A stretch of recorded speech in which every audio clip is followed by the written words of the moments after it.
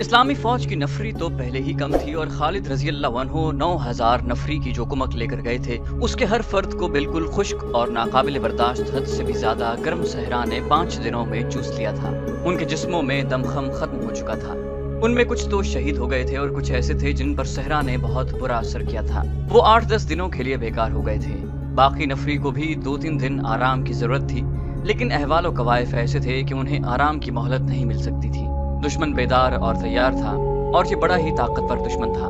اس وقت کے ملک شام پر رومی حکمران تھے اور ان کی فوج اس دور کی مشہور طاقتور اور مضبوط فوج تھی۔ اس دور میں 2 ہی شاہی فوجیں مشہور تھیں، ایک فارس کی فوج اور دوسری رومیوں کی۔ دور دور تک ان دونوں فوجوں کی دھاک بیٹھی ہوئی تھی۔ نفری زیادہ ہونے کے علاوہ ان کے ہتھیار برتر تھے۔ روم کی فوج کے متعلق تاریخ نویسوں نے لکھا ہے کہ جس راستے سے گزرتی تھی اس راستے کی بستیاں خالی ہو جاتی تھیں۔ فارس کی جنگی طاقت کو تو مسلمانوں نے بڑی تھوڑی نفری سے ختم کر دیا تھا اور عراق کے بے شمار علاقے پر قبضہ کر لیا تھا۔ اب مسلمان دوسری بڑی جنگی طاقت کو للکار رہے تھے۔ رومی اکیلے نہیں تھے، ان کا اتحادی غسان کا بڑا ہی طاقتور قبیلہ تھا۔ رومی جب ان علاقوں میں آئے تو غسان واحد قبیلہ تھا جس نے رومیوں کا مقابلہ کیا تھا۔ یہ مقابلہ چند دنوں یا مہینوں پر ختم نہیں ہو گیا تھا، بلکہ غسانی بڑی لمبی مدت تک لڑتے رہے تھے۔ رومیوں نے شام کے وسیع علاقے پر قبضہ کر لیا تو بھی غسانی لڑتے رہے۔ وہ رومی فوج کی سرحدی چوکیوں پر شب خون مارتے رہتے اور کبھی رومیوں کے مقبوضہ علاقے میں دور اندر جا کر بھی حملے کرتے رہتے۔ غسانی اور رومیوں کی یہ جنگ نسل بنسل چلتی رہی۔ آخر رومیوں کو تسلیم کرنا پڑا کہ غسانی ایک قبیلہ نہیں، قوم ہے اور انہیں تہہ تیغ نہیں کیا جا سکتا۔ چنانچہ رومیوں نے غسانیوں کی الگ قومی حیثیت تسلیم کر لی اور انہیں شام کا کچھ علاقہ دے کر انہیں اس طرح کی خود مختاری دے دی کہ ان کا اپنا بادشاہ ہوگا اور وہ کسی حد تک روم کے بادشاہ کا ماتحت ہوگا۔ یہ بڑا پرانا واقعہ ہے۔ وقت گزرنے کے ساتھ غسانی قبیلہ ایسی صورت اختیار کر گیا کہ اس کے شاہی خاندان کو روم کا شاہی خاندان سمجھا جانے لگا۔ آج کے اردن اور جنوبی شام پر غسانیوں کی حکمرانی تھی۔ یہ بھی رومیوں کی طرح ایک بادشاہی تھی جس کی فوج منظم اور طاقتور تھی اور اسے ہتھیاروں کے معاملے میں بھی برتری حاصل تھی۔ اس بادشاہی کا پایہ تخت بصرہ تھا۔ مسلمان رومیوں اور غسانیوں کو للکار کر بہت بڑا خطرہ مول لے رہے تھے۔ جنگ کا یہ دستور ہے کہ حملہ آور فوج کی نفری اس ملک کی فوج سے 3 گنا نہ ہو تو دگنی ضرور ہونی چاہیے، کیونکہ جس فوج پر حملہ کیا جاتا ہے وہ قلعہ بند ہوتی ہے اور وہ تازہ دم بھی ہوتی ہے۔ حملہ آور فوج بڑا لمبا سفر طے کر کے آتی ہے، اس لیے وہ تازہ دم نہیں ہوتی۔ جس فوج پر حملہ کیا جاتا ہے وہ اپنے ملک میں ہوتی ہے جہاں اسے رسد اور کمک کی سہولت موجود ہوتی ہے۔ اس کے مقابلے میں حملہ آور فوج اس سہولت سے محروم ہوتی ہے۔ وہاں کا بچہ حملہ آور فوج کا دشمن ہوتا ہے۔ مسلمان جب شام پر حملہ کرنے گئے تو ان کی نفری 37,000 تھی۔ 28,000 پہلے وہاں موجود تھی اور کم و بیش 9,000 خالد رضی اللہ عنہ لے کر گئے تھے۔ یہ 9,000 مجاہدین فوری طور پر لڑنے کے قابل نہیں تھے۔ جس ملک پر وہ حملہ کرنے گئے تھے وہاں کم و بیش 1.5 لاکھ نفری کی تازہ دم فوج موجود تھی اور مقابلے کے لیے بالکل تیار۔ 5 دنوں کے بھیانک سفر کے بعد جب مجاہدین نے چشمے سے پانی پی لیا، کھانا بھی کھا لیا تو ان پر غنود کی قطاری ہونا قدرتی تھا۔ انہیں توقع تھی کہ انہیں کچھ دیر آرام کی مہلت ملے گی۔ آرام ان کا حق بھی تھا، لیکن اپنے سالار اعلیٰ خالد رضی اللہ عنہ کو دیکھا۔ خالد رضی اللہ عنہ اب اونٹ کی بجائے اپنے گھوڑے پر سوار تھے۔ اس کا مطلب یہ تھا کہ ایک لمحے کا بھی آرام نہیں ملے گا۔ مورخ واقدی نے لکھا ہے کہ خالد رضی اللہ عنہ نے ہلکی سی زرہ پہن رکھی تھی۔ انہوں نے یہ زرہ اس چشمے پر آ کر پہنی تھی۔ زرہ مسلمہ کذاب کی تھی۔ خالد رضی اللہ عنہ نے جب اسے شکست دی تھی تو اس کی زرہ اتروا کر اپنے پاس رکھ لی۔ یہ ارتداد پر فتح حاصل کرنے کی یادگار تھی۔ اس فتح کی ایک نشانی اور بھی خالد رضی اللہ عنہ کے پاس تھی، یہ تلوار تھی۔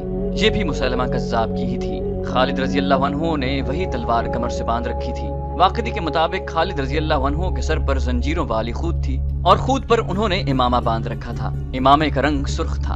خود کے نیچے انہوں نے جو ٹوپی پہن رکھی تھی وہ بھی سرخ رنگ کی ہی تھی۔ خالد رضی اللہ عنہ کے ہاتھ میں سیاہ اور سفید رنگ کا پرچم تھا، جو صرف اس مقصد کے لیے نہیں تھا کہ یہ قومی پرچم تھا، بلکہ اس لیے کہ یہ پرچم ہر لڑائی میں رسول اللہ صلی اللہ علیہ وآلہ وسلم اپنے ساتھ رکھتے تھے۔ اور جب آپ صلی اللہ علیہ وآلہ وسلم نے خالد رضی اللہ عنہ کو سیف اللہ کا لقب عطا فرمایا تو اس کے ساتھ انہیں یہ پرچم بھی دیا تھا۔ اس پرچم کا نام عقاب تھا۔ 9,000 مجاہدین میں جہاں صحابہ کرام بھی تھے وہاں خالد رضی اللہ عنہ کے اپنے فرزند عبد الرحمن بھی تھے جن کی عمر 18 سال تھی، اور ان میں امیر المومنین ابو بکر رضی اللہ عنہ کے نوجوان فرزند بھی تھے، ان کا نام بھی عبد الرحمن ہی تھا۔ مجاہدین کھا پی کر ادھر ادھر بیٹھ گئے۔ انہوں نے اپنے سالار اعلیٰ کو گھوڑے پر سوار اپنے درمیان گھومتے پھرتے دیکھا تو سب اٹھ کھڑے ہوئے۔ خالد رضی اللہ عنہ نے زبان سے کچھ بھی نہ کہا، وہ ہر ایک کی طرف دیکھتے اور مسکراتے۔ ان کی خود اور ذرہ دیکھ کر، ان کے ہاتھ میں رسول اللہ صلی اللہ علیہ وآلہ وسلم کا پرچم دیکھ کر مجاہدین سمجھ گئے کہ ان کے سالار اعلیٰ چلنے کو تیار ہیں۔ تمام مجاہدین کسی حکم کے بغیر اٹھ کھڑے ہوئے اور اپنے اونٹوں کے بجائے گھوڑوں پر سوار ہو گئے۔ وہ جان گئے کہ اللہ کی شمشیر تھوڑی دیر کے لیے بھی نیام میں نہیں جائے گی۔ خالد رضی اللہ عنہ کی جاں فزا مسکراہٹ نے پورے لشکر کی تھکن دور کر دی۔ لشکر چلنے کے لیے تیار ہو گیا۔ ولید کے بیٹے، یہ دیکھ، ایک آدمی پرجوش لہجے میں کہتا اور دوڑتا رہا تھا۔ یہ دیکھ ولید کے بیٹے، اللہ نے میری بینائی مجھے لوٹا دی ہے، میں دیکھ سکتا ہوں، میں تجھے دیکھ رہا ہوں۔ بے شک اللہ ایمان والوں پر کرم کرتا ہے، کسی نے بلند آواز سے کہا۔ اللہ رحیم و کریم ہے، کسی اور نے نعرہ لگایا۔ یہ تھا رافع بن عمیرہ، جس نے اس لشکر کی رہنمائی اس خطرناک صحرا میں کی تھی، اور وہ آشوب چشم کا مریض تھا۔ ریت کی چمک اور تپش سے اس کی بینائی ختم ہو گئی تھی، لیکن جسم میں چشمے کا پانی گیا اور آنکھوں میں پانی کے چھینٹے پڑے تو رافع کی بینائی واپس آ گئی۔ خالد رضی اللہ عنہ کو اس کی بہت زیادہ خوشی ہوئی، جس کی ایک وجہ یہ تھی کہ ان کے لشکر کا رہنما اور میدان جنگ کا شہسوار ہمیشہ کے لیے اندھا نہیں ہو گیا تھا، اور دوسری وجہ یہ تھی کہ رافع بن عمیرہ خالد رضی اللہ عنہ کا داماد تھا۔ مجاہدین بغیر آرام کیے اپنی اگلی منزل کو جا رہے تھے۔ اب ان کا سفر سہل تھا، لیکن اس دشمن پر فتح سہل نظر نہیں آتی تھی جن سے وہ لڑنے جا رہے تھے۔ وہ دشمن بہت طاقتور تھا، اس کے وہاں قلعے تھے، وہ اس کی زمین اور اس کا ملک تھا۔ مسلمان کھلے میدان میں تھے اور اپنے مستقر سے سینکڑوں میل دور تھے۔ انہیں اپنے لیے اور اپنے جانوروں کے لیے خوراک کا خود ہی انتظام کرنا تھا، اور ان کے لیے یہ بہت بڑا مسئلہ تھا۔ خالد رضی اللہ عنہ جب اپنے لشکر کے ساتھ شام کی سرحد کی طرف بڑھ رہے تھے، اس وقت غسانی بادشاہ جبلہ بن الاحم اپنے عمرا اور سالاروں کو حکم دے چکا تھا کہ مسلمانوں کی فوج سرحدوں پر آ گئی ہے اور اسے سرحدوں پر ہی ختم کر دینا ہے۔ اس وقت خالد بن سعید کو رومی فوج شکست دے چکی تھی، اور مدینہ کا 28,000 مجاہدین کا لشکر 4 حصوں میں شام کی سرحد پر پہنچ چکا تھا۔ ہم نے رومیوں کو شکست دی ہے، غسانی بادشاہ جبلہ نے اپنے عمرا اور سالاروں سے کہا تھا۔ رومیوں سے بڑھ کر جابر اور جنگجو کون ہو سکتا ہے؟ ہم نے اس زبردست فوج کو گھٹنوں بٹھا کر اس سے یہ علاقہ لے لیا تھا جس پر آج ہماری حکمرانی ہے۔ تمہارے سامنے مسلمانوں کی کوئی حیثیت ہی نہیں۔ یہ مت سوچو کہ مسلمانوں نے فارسیوں کو شکست دی ہے اور انہیں اٹھنے کے قابل نہیں چھوڑا۔ فارسی بزدل تھے، اپنے آباء و اجداد کی شجاعت کو یاد کرو۔ اگر تم نے اپنے اوپر مسلمانوں کا خوف طاری کر لیا تو رومی ہی جو آج ہمارے بھائی بنے ہوئے ہیں تم پر چڑھ دوڑیں گے، پھر تم دو دشمنوں کے درمیان پس جاؤ گے۔ مسلمانوں کی تعداد بہت تھوڑی ہے، وہ زیادہ دن تمہارے سامنے نہیں ٹھہر سکیں گے۔ ایک معمر سالار نے کہا، شہنشاہ غسان، ان کی تعداد تھوڑی ہے تو کیا وجہ ہے کہ فارس کے تمام نامور سالار ان کے ہاتھوں مارے گئے ہیں؟ یہ کہنا ٹھیک نہیں کہ فارسی بزدل تھے۔ کیا ہم اپنے آپ کو دھوکہ نہیں دے رہے؟ کیا مسلمانوں نے فراز کے میدان میں رومیوں اور فارسیوں کی متحدہ فوج کو شرمناک شکست نہیں دی؟ جبلہ بن الاحم نے کہا، ضرور دی ہے، میں تمہاری بات کر رہا ہوں۔ اگر تم نے مسلمانوں کو اپنی تلوار کے نیچے رکھ لیا تو رومیوں اور فارسیوں پر تمہاری بہادری کی دہشت بیٹھ جائے گی، اور تم جانتے ہو کہ اس کا تمہیں کیا فائدہ پہنچے گا۔ میرا حکم یہ ہے کہ سرحد کی ہر ایک بستی میں یہ پیغام پہنچا دو کہ مسلمانوں کا لشکر یا ان کا کوئی دستہ کسی طرف سے گزرے اس پر حملہ کر دو اور اسے زیادہ سے زیادہ نقصان پہنچانے کی کوشش کرو۔ ہر وہ شخص کے جس نے غسانی ماں کا دودھ پیا ہے وہ اپنے قبیلے کی آن پر جان قربان کر دے، لیکن 3-4 مسلمانوں کی جان ضرور لے۔ میں اپنے آپ کو دھوکہ نہیں دے رہا، میں ان مسلمانوں کو کمزور نہیں سمجھتا جو اپنے وطن سے اتنی دور آ گئے ہیں۔ وہ اپنے عقیدے کے بلبوتے پر آئے ہیں، ان کا عقیدہ ہے کہ ان کا مذہب سچا ہے اور وہ خدا کے برتر بنتے ہیں اور خدا ان کی مدد کرتا ہے۔ اگر تم اپنے عقیدوں کو مضبوطی سے پکڑ لو تو تم انہیں کچل کر رکھ دو گے۔ قبیلے کے بچے کو لڑاؤ، عورتوں کو بھی لڑاؤ، اور ہر کوئی یہ کوشش کرے کہ مسلمانوں کو یہاں سے کھانے کا ایک دانہ نہ ملے، پینے کو پانی کی بوند نہ ملے، اور ان کے اونٹ اور گھوڑے اس گھاس کی ایک پتی بھی نہ کھا سکیں جو تمہاری زمین میں اگی ہوئی ہے۔ خالد رضی اللہ عنہ کی اگلی منزل سوا تھی، جس کے متعلق انہیں بتایا گیا تھا کہ سرسبز و شاداب جگہ ہے۔ ان کے راستے میں پہلی بستی آئی تو اس سے کچھ دور کم و بیش 40 گھڑ سواروں نے مسلمانوں کے ہراول پر اس طرح حملہ کیا کہ گھوڑے اچانک ٹیلوں کے پیچھے سے نکلے، سر پر دوڑتے آئے اور برچھیوں سے مجاہدین پر حملہ بول دیا۔ مجاہدین بھی شہسوار تھے اور اس طرح کی چھاپہ مار لڑائی میں مہارت رکھتے تھے، اس لیے انہیں زیادہ نقصان نہیں اٹھانا پڑا۔ کچھ مجاہدین زخمی ہو گئے اور انہوں نے حملہ آور سواروں میں سے 3-4 کو گرا لیا۔ یہ غسانی سوار تھے جنہوں نے پہلے حملے میں مسلمانوں کو بتا دیا تھا کہ وہ لڑنا جانتے ہیں اور ان میں لڑنے اور مرنے کا جذبہ بھی ہے۔ وہ حلہ بول کر آگے نکل گئے اور بکھر گئے۔ دور جا کر وہ پھر واپس آئے۔ اب مسلمان پوری طرح تیار تھے۔ غسانیوں نے حلہ بولا، وہ برچھیوں اور تلواروں سے مسلح تھے۔ مسلمانوں نے انہیں گھیرے میں لینے کی کوشش کی، لیکن وہ بے جگری سے لڑتے ہوئے نکل گئے۔ ان کا انداز جم کر لڑنے والا نہیں تھا۔ तकरीबन इतने ही गुस्सानी सवारों ने मुजाहिदीन के लश्कर के अकबी हिस्से पर हमला किया। ये भी छापामार किस्म का हल्ला था। घोड़े सर पर दौड़ते आए और आगे निकल गए। खालिद रज़ी अल्लाह अन्हु लश्कर के वस्त में थे। उन्हें इत्तला मिली तो उन्होंने लश्कर की तरतीब बदल दी, लेकिन वो लश्कर को ज्यादा न फैला सके क्योंकि वो इलाका हमवार नहीं था। कुछ देर बाद खालिद रज़ी अल्लाह अन्हु के सामने चंद एक गुस्सानी कैदी लाए गए। उन्हें मुजाहिदीन ने घोड़ों से गिरा लिया था। उनसे जंगी नौयत की मालूमात हासिल की जाने लगी तो उन सब ने बड़ी जुर्रत से बातें की। तुम जिधर जाओगे तुम पर हमले होंगे, एक कैदी ने कहा। जब आदमी नहीं होंगे वहाँ तुम पर औरतें हमला करेंगी, एक और कैदी ने कहा। तुम्हें किसने बताया है कि हम तुम्हारे दुश्मन हैं? खालिद रज़ी अल्लाह अन्हु ने पूछा। दुश्मन नहीं हो तो यहाँ क्यों आए हो? एक कैदी ने जवाब दिया। इन कैदियों ने और कुछ न बताया कि इनकी फौज कितनी है और कहाँ कहाँ है। इनसे ये पता चल गया कि तमाम सरहदी बस्तियों में उनके बादशाह का ये हुक्म पहुंचा था कि मुसलमानों पर हमले करते रहें, ताकि जब मुसलमान गुस्सानियों की फौज के मुकाबले में आए तो वो थके हुए हों और कमजोर हों। एक कैदी ने कहा, यहाँ से तुम्हें अनाज का एक दाना नहीं मिलेगा, पीने को पानी का एक कतरा नहीं मिलेगा, तुम्हारे ऊंटों और घोड़ों को हम भूखा मारेंगे। एक और कैदी ने कहा, हमारी जमीन से ये घास की एक पत्ती नहीं खा सकेंगे, क्या तुम्हारी मौत तुम्हें यहाँ लाई है? एक और कैदी ने कहा, लड़ने आए थे तो खालिद बिन वलीद को साथ लाते। एक और कैदी ने कहा, वो आ जाता तो तुम क्या करते? खालिद रज़ी अल्लाह अन्हु ने पूछा। सुना है उसके सामने उसका कोई दुश्मन पांव पर खड़ा नहीं रह सकता, कैदी ने जवाब दिया। और सुना है वो बड़ा जालिम आदमी है, कैदियों को अपने हाथों कत्ल कर देता है। खालिद रज़ी अल्लाह अन्हु ने कहा, अगर वो इतना जालिम होता तो तुम इस वक्त अपने पांव पर खड़े न होते, तुम्हारे सर तुम्हारे कंधों पर न होते। कैदी ने पूछा, कहाँ है वो? खालिद बिन वलीद रज़ी अल्लाह अन्हु ने मुस्कुराते हुए कहा, तुम्हारे सामने खड़ा है। मैं तुम्हारी बहादुरी की तारीफ करता हूँ। ऐसा हमला बहादुर किया करते हैं जैसा तुमने किया है। तमाम कैदियों पर खामोशी तारी हो गई थी और वो हैरत ज़दा तासुर चेहरों पर लिए खालिद रज़ी अल्लाह अन्हु को देख रहे थे। क्या तुम मुझसे डर रहे हो कि मैं तुम्हें कत्ल कर दूंगा? खालिद रज़ी अल्लाह अन्हु ने पूछा। उनमें से कोई भी न बोला। खालिद रज़ी अल्लाह अन्हु ने खुद ही अपने सवाल का जवाब दिया, नहीं, तुम्हें कत्ल नहीं किया जाएगा। तुम्हारे बहुत से भाई अभी हमारी कैद में आएंगे, किसी को कत्ल नहीं किया जाएगा। कत्ल वही होगा जो हमारे मुकाबले में आएगा। क्या तुम गुस्सान के लश्कर के आदमी हो? एक कैदी ने जवाब दिया, नहीं, हम इस बस्ती के रहने वाले हैं। खालिद रज़ी अल्लाह अन्हु ने पूछा, तुम मेरा नाम किस तरह जानते हो? एक उधेड़ उम्र कैदी ने जवाब दिया, इब्ने वलीद, तेरा नाम गुस्सान के बच्चे बच्चे ने सुना है। गुस्सान की फौज तेरे नाम से वाकिफ है। फारस की फौज को शिकस्त देने वाला सालार आम किस्म का इंसान नहीं हो सकता, लेकिन इब्ने वलीद अब तेरा मुकाबला कबीला गुस्सान से है। खालिद रज़ी अल्लाह अन्हु उस शख्स के साथ बहस नहीं करना चाहते थे। उन्होंने उसके साथ और दूसरे कैदियों के साथ दोस्ताना अंदाज में बातें जारी रखी और उनसे कुछ बातें मालूम कर ली। मौरिख वाक़िदी ने लिखा है कि खालिद रज़ी अल्लाह अन्हु को अंदाजा ही नहीं था कि गुस्सानियों और रूमियों तक उनका सिर्फ नाम ही नहीं पहुंचा था, बल्कि उनके नाम के साथ कुछ रिवायतें और हिकायतें भी पहुंच गई थी। बाज लोग खालिद रज़ी अल्लाह अन्हु को माफ़ाक़ुल फ़ितरत शख्सियत समझने लगे थे। खालिद रज़ी अल्लाह अन्हु आगे बढ़ते गए। गुस्सानियों के गिरोहों ने 2 और जगहों पर मुसलमानों के लश्कर पर हमला किया। एक हमला जो छापामार किस्म का था, खासा सख्त था। मुसलमान चूंकि चौकस और तैयार थे, इसलिए उनका ज्यादा नुकसान नहीं हुआ। हमलावरों का जानी नुकसान ज्यादा हुआ। खालिद रज़ी अल्लाह अन्हु को कैदियों से मालूम हो चुका था कि उन पर इन हमलों का मकसद क्या है। उन्होंने सोचा कि इस तरह मज़ाहमत जारी रही तो उन्हें अपने लश्कर के खाने पीने के लिए भी कुछ नहीं मिलेगा। वो सुबह के करीब ज़ोहर और असर के दरमियान पहुंचे तो उन्हें बड़ा ही वसी सब्ज़ार नजर आया। उसमें बेशुमार भेड़ें, बकरियां और मवेशी चर रहे थे।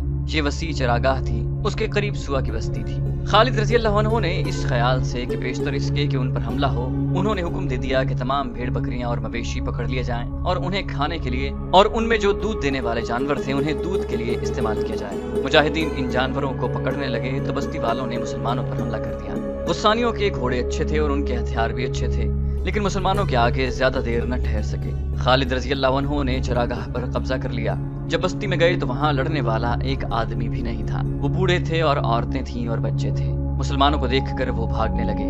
औरतें अपने बच्चों को उठाए छुप गईं या भाग उठी। खालिद रज़ी अल्लाह अन्हु के हुक्म से उन सबको रोक कर कहा गया कि उनके खिलाफ कोई कार्रवाई नहीं की जाएगी। अगर बस्ती से मुसलमान लश्कर के खिलाफ कोई कार्रवाई हुई तो बस्ती को उजाड़ दिया जाएगा। मुखबरों ने खालिद रज़ी अल्लाह अन्हु को इत्तला दी कि कुछ दूर आगे एक किला है जिसमें ईसाई फौज है और उसका सालार रूमी है। ये इत्तला भी मिली कि सुआ के भागे हुए गुस्सानी इस किले में चले गए हैं। इस किले का नाम अर्क था। सूरज गुरूब हो चुका था। शाम गहरी हो गई। किले के दरवाजे सूरज गुरूब होते ही बंद हो गए थे। उसके बाद किले के संतरियों को जो दीवार पर टहल रहे थे घोड़ों के टाप सुनाई दिए। संतरियों ने खबरदार होशियार की सदाएं लगानी शुरू कर दी। कमानदार दीवार पर गए और नीचे देखा, बहुत से घोड़े दौड़े आ रहे थे। वो किले के बड़े दरवाजे पर आकर रुक गए। अभी और घोड़े और ऊंट आ रहे थे। कौन हो तुम लोग? दरवाजे के ऊपर एक बुर्ज से एक कमांदार ने पूछा। हम गुस्सानी हैं। बाहर से एक सवार ने जवाब दिया। मुसलमानों का लश्कर आ रहा है। हमने सुबह में उन्हें रोकने की कोशिश की थी, लेकिन हम उनके मुकाबले में जम न सके। हम बस्ती में जाते तो मुसलमान हमें जिंदा न छोड़ते। क्या तुम पनाह लेने आए हो? पनाह भी लेंगे, एक गुस्सानी सवार ने जवाब दिया, और मुसलमानों के खिलाफ लड़ेंगे भी। तुम्हें हमारी जरूरत होगी। रूमी सालार को बुलाया गया। उसने इन लोगों से अपनी तसल्ली के लिए कई सवाल किए और इनके लिए किले का दरवाजा खुलवा दिया। उन्होंने रूमी सालार को तफसील से बताया कि मुसलमानों की नफरी कितनी है और अब वो कहाँ हैं। अगली सुबह तुलू हुई तो खालिद रजी अल्लाह अन्हु का लश्कर किले तक पहुंच गया था और किले को मुहासरे में ले रहा था। ईसाई फौज जो किले में थी किले की दीवारों पर चली गई और फौज का एक हिस्सा किले के बड़े दरवाजे से कुछ दूर खड़ा हो गया। इस हिस्से को ऐसी सूरत हाल के लिए तैयार रखा गया कि वो दरवाजा टूट जाए तो ये दस्ता हमला आवरों को अंदर न आने दे और हुक्म मिलने पर बाहर जाकर मुसलमानों पर हमले करे। किले के बाहर ललकार और नारे गरज रहे थे। किला हमारे हवाले कर दो। खालिद रजी अल्लाह अन्हु के हुक्म से राफे बिन उमैरा ने बुलंद आवाज से कहा, वरना हर गुस्सानी कत्ल होने के लिए तैयार हो जाए। हथियार डाल दो और किसी को बाहर भेजो जो हमारे साथ सुलह की शर्तें तय करे। ऐ मुसलमानों, ऊपर से एक कमांदार ने ललकार कर कहा, यह किला तुम्हें इतनी आसानी से नहीं मिलेगा। वाक़िदी लिखता है कि किले में एक ज़ईफ़ुल उम्र आलिम था। उसने रूमी सालार को बुलाया। उस आलिम की कदर मंजिलत थी और गुस्सानी उसका हुक्म मानते थे और उसकी हर बात को बरहक तस्लीम करते थे। आलिम ने पूछा, क्या इस फौज का परचम काले रंग का है? रूमी सालार ने जवाब दिया, हाँ मुक़द्दस बाप, इनका झंडा नजर आ रहा है जो सफेद और काले रंग का है। क्या ये फौज सहरा में से उस रास्ते से गुजर कर आई है जिस रास्ते से कभी कोई नहीं गुजरा? आलिम ने पूछा।